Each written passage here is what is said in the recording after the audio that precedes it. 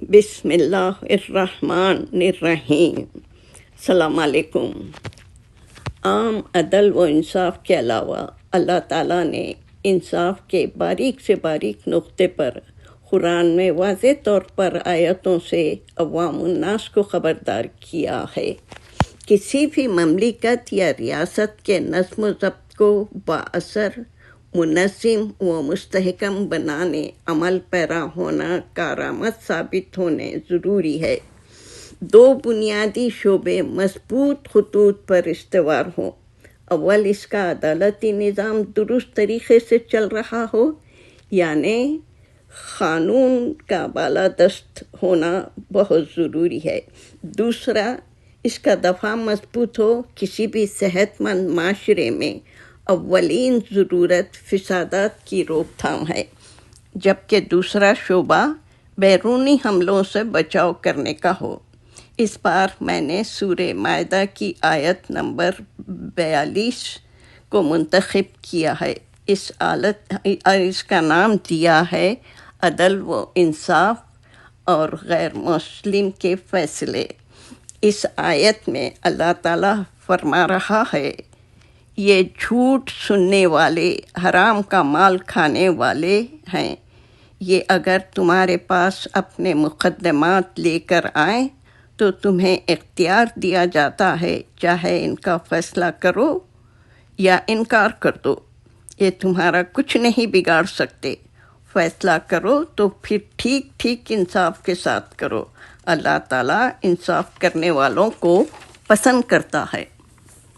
مفسرین کہتے ہیں یہاں پر خاص طور پر ان مفتیوں اور قاضیوں کی طرف اشارہ ہے جو جھوٹی شہادتیں لے کر ان لوگوں کے حق میں انصاف کے خلاف فیصلہ کرتے تھے، جن سے انہیں رشوت پہنچ جاتی یا جن کے ساتھ ان کے ناجائز مفادات وابستہ ہوتے تھے۔ ان سے کہا جا رہا ہے، رشوت خور اپنے مقدمات لے کر آپ کے پاس آئیں تو آپ انکار کر دیں تو یہ آپ کا کچھ نہیں بگاڑ سکتے۔ اگر انصاف کرنا چاہیں تو ٹھیک ٹھاک انصاف کے ساتھ فیصلہ کریں۔ انصاف کرنے والوں کو اللہ پسند کرتا ہے۔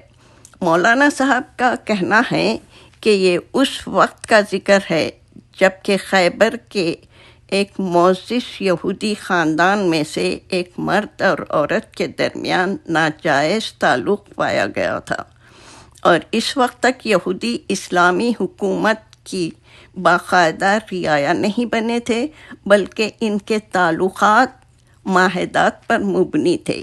ان معاہدات کی روح سے یہودیوں کو اپنے اندرونی معاملات میں آزادی حاصل تھی، اور ان کے مقدمات کے فیصلے ان کے اپنے قوانین کے مطابق ان کے جج کرتے تھے۔ مرد اور عورت کے اس ناجائز تعلقات پر تورات کی روح سے اس کی سزا رجم تھی، یعنی دونوں کو سنسار کیا جائے۔ تورات میں باب نمبر 22 آیت نمبر 23 اور 24۔ لیکن یہودی اس سزا کو نافذ کرنا نہیں چاہتے تھے، اس لیے انہوں نے آپس میں طے کیا کہ محمد صلی اللہ علیہ وسلم کو پنچ بنایا جائے۔ اگر رجم کی سزا کے علاوہ کوئی اور حکم دے تو قبول کر لیا جائے گا، اگر رجم کا حکم دے تو قبول نہیں کریں گے۔ چنانچہ مقدمہ سامنے آیا اور آپ صلی اللہ علیہ وسلم نے رجم کا حکم دیا۔ انہوں نے اس حکم ماننے سے انکار کر دیا۔ اس پر آپ صلی اللہ علیہ وسلم نے پوچھا، تمہارے مذہب میں اس کی کیا سزا ہے؟ انہوں نے کہا، کوڑے مارنا اور منہ کالا کر کے گدھے پہ سوار کرنا۔ آپ نے ان کے علاوہ علماء کو قسم دے کر پوچھا، پھر بھی وہی جھوٹا جواب ملا۔ اس پر آپ صلی اللہ علیہ وسلم نے ان کے مشہور عالم سے پوچھا، ابن سوریہ، جو یہودیوں کے کہنے کے مطابق اپنے وقت کا تورات کا بہت بڑا عالم تھا، جو اس وقت خاموش تھا۔ حضور صلی اللہ علیہ وسلم نے جب اس سے کہا جس نے تم لوگوں کو فرعون سے بچایا، کوہ طور پر تمہیں شریعت عطا کی، کیا واقعی تورات میں یہی سزا لکھی ہے؟ اس نے جواب دیا، ایسی بھاری قسم نہ دیتے تو نہیں بتاتا۔ زنا کی سزا تو رجم ہی ہے، مگر جب ہمارے پاس زنا کی کثرت ہو تو ہمارے حکام نے تورات کے قانون کو بدل کر زانی اور زانیہ کو کوڑے لگا کر منہ کالا کر کے گدھے پر بٹھایا جانے کی سزا مقرر کر دی۔ اب کسی قسم کی رکاوٹ ہی نہیں تھی کہ آپ صلی اللہ علیہ وسلم اپنی تجویز کی ہوئی سزا کو بدلتے۔